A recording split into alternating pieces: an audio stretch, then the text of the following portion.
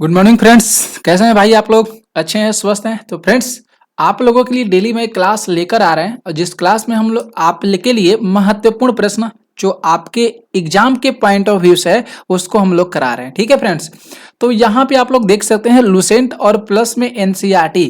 ये जो है मेरा मेन मोटो है आप लोगों के एग्जाम की सफलता को हासिल करना, कि आप लोग की सफलता किसी भी तरफ मिल जाए। ठीक है, क्योंकि आप लोगों के लिए लुसेंट और एनसीईआरटी के महत्वपूर्ण प्रश्न करा रहे हैं फ्रेंड्स, डेली क्लास ले रहे हैं।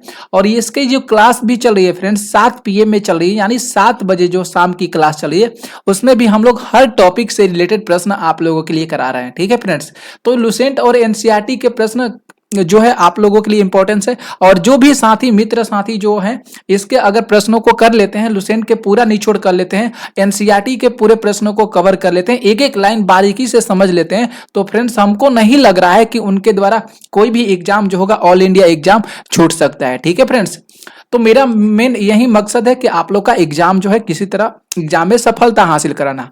तो हम आप लोगों के लिए टाइप 1, टाइप 2, टाइप 3, टाइप 5 तक जो होगा हर टॉपिक से प्रश्न करा रहे हैं। ठीक है, तो जैसे बात करेंगे फ्रेंड्स टाइप 1 में कितने प्रश्न हम लोग को मिलेंगे, तो कम से कम फ्रेंड्स बात करेंगे तो 300 से लेकर 400 प्रश्न मिलेंगे। फिर से टाइप 2 की बात करेंगे, टाइप 3 की बात करेंगे, टाइप 4 की बात करेंगे। ठीक है, तो पिछली क्लास में हम हिस्ट्री के ही प्रश्न कराए थे 1 से लेकर 50 तक। रिकॉर्डेड क्लास ये है और ये ऑनलाइन क्लास नहीं है। ठीक है, तो ये रिकॉर्डेड क्लास है, तो आप लोग शेयर कर दीजिएगा वीडियो को फ्रेंड्स। तो आइए हम लोग अपने क्लास को स्टार्ट करते हैं। देखते हैं पहला प्रश्न। यहाँ पे देखेंगे फ्रेंड्स, पहला प्रश्न है यहाँ पे 51 वही कि अशोक ने किस बौद्ध साधु से प्रभावित होकर बौद्ध धर्म को अपनाए थे? विष्णुगुप्त को अपनाए थे, उपगुप्त, यहाँ पे है ब्रह्मगुप्त, डी ऑप्शन में दिया गया बृहद्रथ। ठीक है, यहाँ पे बृहद्रथ होना चाहिए। तो फ्रेंड्स यहाँ पे जो सही आंसर जाएगा ना, सटीक आंसर उपगुप्त यहाँ पे सही जाएगा। ठीक है, अशोक ने उपगुप्त यहाँ पे बौद्ध साधु से प्रभावित होकर बौद्ध धर्म को अपनाए गए थे। ठीक है फ्रेंड्स, तो बी ऑप्शन यहाँ पे सही जाएगा। नेक्स्ट देखिएगा फ्रेंड्स, 52 प्रश्न है कि चंद्रगुप्त मौर्य का प्रसिद्ध गुरु चाणक्य। चंद्रगुप्त मौर्य के जो प्रसिद्ध गुरु थे वह कौन थे फ्रेंड्स? चाणक्य थे। ठीक है, निम्नलिखित में से किस विद्या केंद्र से संबंधित है? चाणक्य जो थे ये किस विद्या केंद्र से संबंधित है? चंद्रगुप्त की बात किया है, चंद्रगुप्त मौर्य की बात किया है। ठीक है, तो यहाँ पे फ्रेंड्स तक्षशिला, नालंदा, विक्रमशिला, वैशाली। तो फ्रेंड्स यहाँ पे जो सही आंसर जाएगा ना, राइट आंसर तक्षशिला, ये सही जाएगा। आप लोग ए ऑप्शन को सिलेक्ट करिएगा। नेक्स्ट देखिएगा, यहाँ पे 53 प्रश्न है कि कलिंग युद्ध किस वर्ष हुआ था? कलिंग युद्ध जो है ये किस वर्ष हुआ था? 261 बीसी में हुआ था, 263 बीसी में हुआ था, 232 बीसी में हुआ था, 240। तो फ्रेंड्स यहाँ पे जो सही आंसर जाएगा ना 261 बीसी में हुआ था कलिंग युद्ध। ठीक है, नेक्स्ट देखिएगा, यहाँ पे 54 प्रश्न है कि मौर्य काल के दौरान शिक्षा का सबसे प्रसिद्ध केंद्र निम्न में से कौन सा था? उज्जैन था फ्रेंड्स, यहाँ पे बल्भी, नालंदा और फ्रेंड्स यहाँ पे तक्षशिला हो जाएगा। तो यहाँ पे फ्रेंड्स जो डी ऑप्शन जाएगा ना बिल्कुल सही जाएगा, तक्षशिला। ठीक है, क्योंकि मौर्य काल के दौरान शिक्षा का सबसे प्रसिद्ध केंद्र कौन था फ्रेंड्स? तो वह तक्षशिला था। डी ऑप्शन यहाँ पे बिल्कुल सही जाएगा। ठीक है, नेक्स्ट यहाँ पे 55 प्रश्न है कि अर्थशास्त्र की रचना किसके द्वारा किया गया था?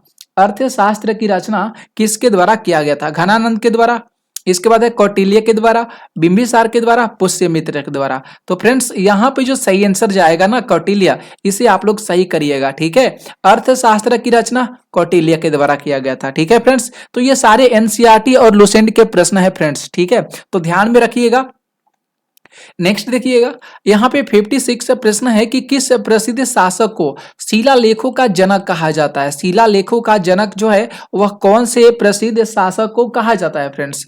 तो समुद्रगुप्त को, चंद्रगुप्त मौर्य को, अशोक को, कनिष्क को। तो फ्रेंड्स यहाँ पे जो सही आंसर जाएगा ना बिल्कुल सही जाएगा अशोक को। अशोक को जो है शिलालेखों का जनक कहा जाता है। ठीक है, नेक्स्ट 57 प्रश्न है कि मौर्य वंश के शासन के दौरान स्थानिक कौन था? मौर्य वंश के शासन के दौरान स्थानिक कौन था? जिला प्रशासक होता है, प्रांतीय प्रशासक होता है, ग्राम प्रशासक, नगर प्रशासक। तो फ्रेंड्स यहाँ पे जो सही आंसर जाएगा ना ये सही जाएगा, क्योंकि मौर्य वंश के जो शासन के दौरान जो स्थानिक होता है वह जिला प्रशासक के हाथ में रहता है। ठीक है फ्रेंड्स, ए ऑप्शन सही जाएगा। आगे देखिएगा जो 58 प्रश्न है कि मौर्य वंश के तत्काल बाद किस वंश ने आकर मगध राज्य का शासन किया था। मौर्य वंश के तत्काल बाद किस वंश ने आकर मगध राज्य पर शासन किया था। तो फ्रेंड्स सातवाहन, सुगवंश, नंदवंश, कण्व। तो यहाँ पे फ्रेंड्स बी ऑप्शन सही जाएगा, सुगवंश किया था। कौन सा वंश किया था? सुगवंश। इसके बाद आगे जो चालू होता है फ्रेंड्स मौर्योत्तर काल चालू हो रहा है। 59 प्रश्न है कि मिलिंद पन्हो क्या थे। मिलिंद पन्हो क्या थे फ्रेंड्स? बौद्ध स्थल थे? नहीं भाई, ये बौद्ध स्थल नहीं था। बुद्ध का एक नाम है? नहीं है। कला का बौद्ध नाम? ये भी नहीं है। बौद्ध पाठ सही जाएगा, ठीक है, डी ऑप्शन सही करिएगा। जो मिलिंद पन्हो है ये क्या है? बौद्ध पाठ है। नेक्स्ट 60 प्रश्न है कि चरक, चरक किसके राज चिकित्सक थे? चरक जो थे ये किसके राज जो है चिकित्सक थे? हर्ष के? नहीं फ्रेंड्स, हर्ष का नहीं थे। चंद्रगुप्त मौर्य के भी नहीं थे। अशोक के भी नहीं थे। कनिष्क। यहाँ पे फ्रेंड्स डी ऑप्शन को सही करिएगा, ठीक है, डी इज राइट आंसर जाएगा। चरक जो थे ये किसके राज चिकित्सक थे? तो कनिष्क के थे। नेक्स्ट यहाँ पे 61 प्रश्न है कि कुषाण काल में भारतीय और ग्रीक शैली के मिश्रण से विकसित कला विद्यालय को किस नाम से जाना जाता था? बहुत सुंदर सा, मस्त सा, शानदार सा ये प्रश्न है फ्रेंड्स। तो कुषाण कला? नहीं फ्रेंड्स, उसे हम कुषाण कला के नाम से नहीं जानते थे, क्योंकि यहाँ पे क्या बात बोला है? ग्रीक शैली के मिश्रण से विकसित जो कला विद्यालय है ना उसे गंधार कला के नाम से जाना जाता था। फारसी कला गलत है। यहाँ पे देखिए दिया गया है ना सी ऑप्शन में, गंधार कला के नाम से उसे जाना जाता था। तो फ्रेंड्स सी ऑप्शन सही जाएगा। नेक्स्ट यहाँ पे जो प्रश्न 62 है कि शक संवत किसने और कब शुरू किया था? मतलब शक संवत की जो शुरुआत है कब हुआ था और ये किसके द्वारा शक संवत को शुरू किया गया था? कादफिसिस से 58 ईसा पूर्व में? नहीं, कादफिसिस नहीं किया था, कनिष्क किया था। रुद्रदामन ने प्रथम, ये 78 ईस्वी में? नहीं भाई, ये भी देखिए 78 ईस्वी बिल्कुल सही है, ये शुरू किया गया था शक संवत को, लेकिन रुद्रदामन के प्रथम के द्वारा नहीं, कनिष्क के द्वारा किया गया था। विक्रमादित्य 58 ईसा पूर्व, ये भी गलत जाएगा, ठीक है। कनिष्क ने 78 ईस्वी पूर्व में, बिल्कुल सही जाएगा यहाँ पे D option. Okay friends, next देखिएगा 63 प्रश्न है कि बौद्ध धर्म का संरक्षक कुषाण शासक कौन था? बौद्ध धर्म का संरक्षक कुषाण शासक कौन था? कनिष्क था। कौन था फ्रेंड्स? कनिष्क। देख लीजिएगा, कौटिल्य गलत हो जाएगा, अशोक गलत जाएगा, विक्रमादित्य गलत जाएगा, कनिष्क को सही करिएगा, ठीक है। याद रखिएगा ये सारे प्रश्न भाई बहुत इंपॉर्टेंट है लुसेंट और एनसीईआरटी के। सफलता का श्रेय ये चीज इसको जाता है लुसेंट और एनसीईआरटी का, क्योंकि एग्जामिनर जो सेट करेगा प्रश्नों को ना भैया यहीं से करेगा, कहीं वो विदेश से लेकर तो प्रश्न नहीं आएगा ना। तो डी ऑप्शन सही जाएगा। नेक्स्ट 64 प्रश्न है कि कला की गंधार शैली किसके शासन काल में पनपी थी? कला की जो गंधार शैली है फ्रेंड्स ये किसके शासन काल में पनपी थी? हर्ष, अशोक, कनिष्क, और यहाँ पे दिया गया चंद्रगुप्त द्वितीय। तो फ्रेंड्स यहाँ पे कनिष्क सही जाएगा, ठीक है, सी ऑप्शन को करिएगा सही। नेक्स्ट देखिएगा यहाँ पे 65 प्रश्न है कि कलिंग शासक खारवेल ने किसे संरक्षण दिया था? कलिंग जो शासक था खारवेल, कलिंग का शासक था खारवेल, ठीक है, खारवेल है ना, इसे ये जो था किसे संरक्षण में दिया था, रक्षा किया था? कौन से धर्म को? हिंदू धर्म जिसको हम लोग वैष्णव धर्म कहते हैं? नहीं, जैन धर्म को किया था। शैव धर्म गलत जाएगा, बौद्ध धर्म गलत जाएगा, डी ऑप्शन सही जाएगा, जैन धर्म। आगे देखेंगे फ्रेंड्स 66 प्रश्न है कि सातवाहन का सबसे बड़ा शासक कौन था? सातवाहन का सबसे बड़ा शासक कौन था? प्रतापी शासक। सातकर्णी नहीं था, गौतमी पुत्र सातकर्णी, ठीक है, यहाँ पे तो बी ऑप्शन बिल्कुल सही जाएगा, गौतमी पुत्र सातकर्णी इज राइट आंसर। गुप्त काल गलत जाएगा फ्रेंड्स और डी ऑप्शन भी गलत जाएगा हाल। नेक्स्ट देखिएगा 67 प्रश्न है कि महरौली में जंग रहित लौह स्तंभ किसने स्थापित किया था? महरौली में जंग रहित लौह स्तंभ जो है किसके द्वारा स्थापित किया गया था फ्रेंड्स? तो यहाँ पे गुप्त, बिल्कुल यहाँ पे सही जाएगा A option friends, option A सही जाएगा, गुप्त के द्वारा किया गया था। नेक्स्ट देखिएगा 68 प्रश्न है कि गुप्त राजा जिसने विक्रमादित्य की पदवी ग्रहण की वह कौन था? ये भी अच्छा सा सुंदर सा प्रश्न है, लुसेंट का है। तो चंद्रगुप्त द्वितीय था। वह कौन था? चंद्रगुप्त द्वितीय था। स्कंदगुप्त गलत जाएगा, सातवाहन गलत जाएगा, आप लोग सी ऑप्शन जाएगा सही आंसर। नेक्स्ट यहाँ पे 69 प्रश्न है कि लिच्छवी दौहित्र किसे कहते हैं? लिच्छवी दौहित्र फ्रेंड्स ये किसे कहा जाता है? तो देखेंगे फ्रेंड्स समुद्रगुप्त को बोला जाता है। लिच्छवी दौहित्र किसे बोला जाता है? समुद्रगुप्त को बोला जाता है। चंद्रगुप्त प्रथम को नहीं। स्कंदगुप्त गलत जाएगा, कुमारगुप्त गलत जाएगा, समुद्रगुप्त सही जाएगा। ठीक है फ्रेंड्स, तो लिच्छवी दौहित्र समुद्रगुप्त को। नेक्स्ट 70 प्रश्न है कि निम्नलिखित में से किसको अपनी विजयों के कारण भारत का नेपोलियन कहा जाता है? भारत का नेपोलियन कहा जाता है विजयों के कारण, तो समुद्रगुप्त को कहा जाता है भारत का नेपोलियन, समुद्रगुप्त। स्कंदगुप्त गलत, चंद्रगुप्त गलत, ब्रह्मगुप्त गलत और डी ऑप्शन सही जाएगा। कौन भाई? समुद्रगुप्त। नेक्स्ट देखिएगा 71 प्रश्न है कि गुप्त काल में किस धातु को सर्वाधिक सिक्के जारी किए गए थे? गुप्त काल में सबसे ज्यादा सिक्का कौन सा जारी किया गया था? सोना का किया गया था। कब किया गया था फ्रेंड्स? सोना का किया गया था। ठीक है, तो ऑप्शन ए सही जाएगा, सोना। नेक्स्ट देखिएगा 72 प्रश्न।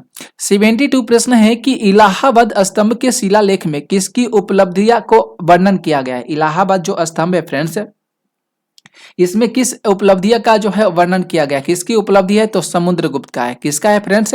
समुद्रगुप्त का है, तो सही जाएगा। नेक्स्ट देखिएगा अगला प्रश्न है कि फाहियान किसके शासन काल के दौरान भारत आया था? फाहियान जो है ये किसके शासन काल के दौरान भारत आया था? तो चंद्रगुप्त द्वितीय के शासन काल में ये फ्रेंड्स फाहियान आया था, तो ऑप्शन ए सही जाएगा। नेक्स्ट 74 प्रश्न है कि पंचतंत्र की कथाओं का संकलन किसके द्वारा किया गया था? तो पंचतंत्र की कथाओं का संकलन जो है या पंचतंत्र जो पुस्तक है ये विष्णु शर्मा के द्वारा लिखा गया था। राइट आंसर यहाँ पे सी ऑप्शन सही जाएगा। ठीक है फ्रेंड्स, नेक्स्ट देखिएगा यहाँ पे 75 प्रश्न है कि मेघदूत के लेखक कौन है? मेघदूत के लेखक कौन है? तो कालिदास। फ्रेंड्स यहाँ पे डी ऑप्शन सही जाएगा। मेघदूत के लेखक कौन है? तो कालिदास। उसी कवि गलत, कुशवंत से गलत, बाणभट्ट से गलत हो जाएंगे, कालिदास को सही करिएगा। नेक्स्ट देखिएगा 76 प्रश्न है कि किसके शासन काल के दौरान अजंता की गुफाएं निर्मित किया गया था? किसके शासन काल के दौरान? ठीक है फ्रेंड्स, तो यहाँ पे देखिए भाई गुप्त वंश के। ठीक है, हाँ यहाँ पे बिल्कुल सही जाएगा ये ऑप्शन, गुप्त वंश के शासन काल के दौरान अजंता की गुफाओं का निर्माण किया गया था। नेक्स्ट देखिएगा दक्षिण भारत से रिलेटेड प्रश्न। 77 प्रश्न है कि संगम काल में रोमन व्यापार का केंद्र बताइए। संगम काल में रोमन व्यापार का केंद्र कौन था? अरिकमेड था। क्या था फ्रेंड्स? अरिकमेड। मदुरै गलत, अरिकमेड सही करिएगा। संगम काल की बात किया है। ठीक है फ्रेंड्स, संगम काल की बात किया है।